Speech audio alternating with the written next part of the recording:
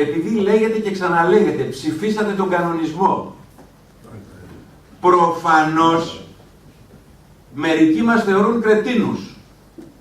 Γιατί όταν έχει εξηγηθεί 64 φορές, γραπτά, προφορικά και ηλεκτρονικά, ότι όταν, όπως είναι διατυπωμένος ο κανονισμός ίδρυυσης,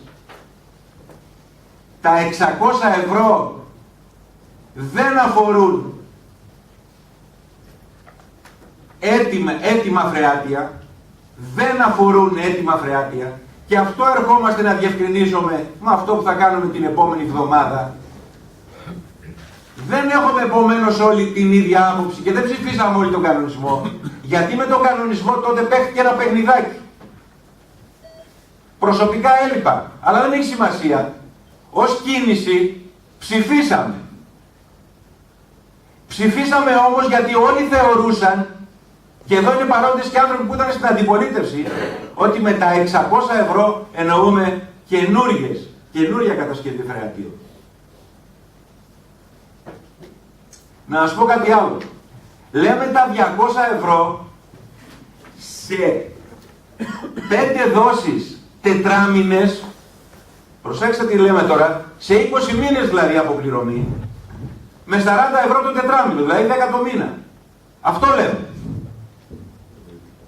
Θα πρέπει λοιπόν να σας πω ότι αυτοί οι κύριοι τα χρήματα τα θέλουν σύντομα. Δεν τα θέλουν εκεί και αύριο, τα θέλουν εδώ και τώρα. Και αν δεν είναι εδώ και τώρα, θα είναι σε πολύ λίγους μήνες. Επομένως, η θεώρηση που λέει 1.800 συνδέσεις, από πού προκύπτει το 1.800, εγώ θα πω, σε μερικούς που το επαναλαμβάνουν.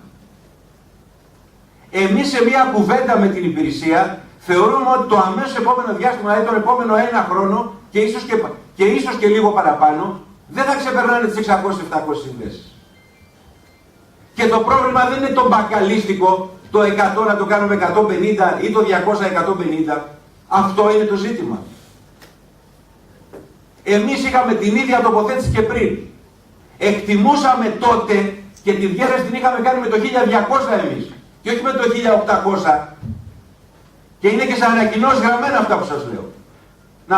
Να προστρέξετε στο ίντερνετ να τα δείτε. Κάναμε τον υπολογισμό με 1200 θεωρώντας ότι τόσες μπορούν να συνδεθούν. Ούτε το 1800 το εκτιμούσαμε τότε.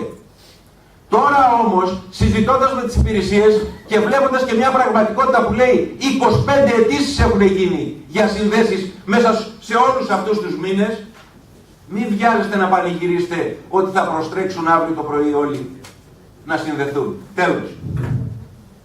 Εμείς δεν το συζητώ, συμφωνώ απολύτως με αυτό, νομίζω πάνω στο είπε, για το χρονικό περιθώριο της σύνδεσης. Δεν θυμάμαι ποιος το είπε. Τέλος πάντων, όποιος το είπε, δεν έχει σημασία. Δεν το συζητάμε αυτό. Φυσικά και θα μπει χρονικό περιθώριο για τις συνδέσεις. Και να σας πω και κάτι άλλο.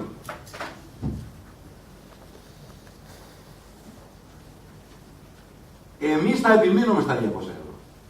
Γιατί τεκμηριωμένα λέμε ότι τα 138.000, αν μας ζητηθούν σε 3-4 μήνες, θα πρέπει να τα δώσουμε.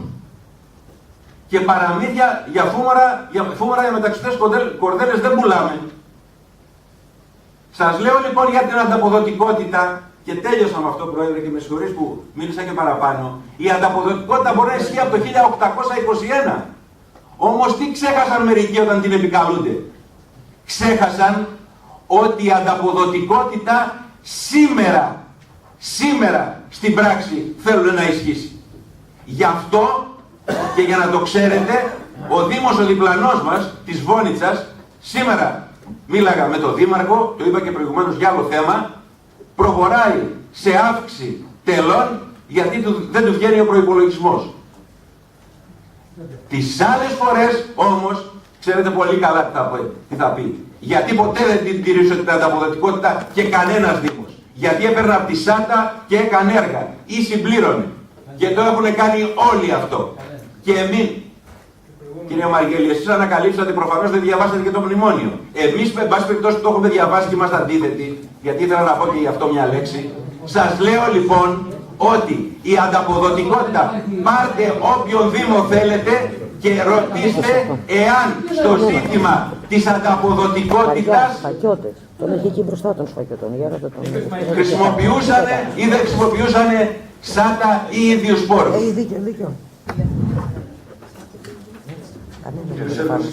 Δεν μόνο να πάρει λεφτά. Το μεγάλο ζητούμενο είναι ένα θέμα να λειτουργήσει ο βιολογικός του Ιδρύου. Τα νούμερα και το περιήγει με τα νούμερα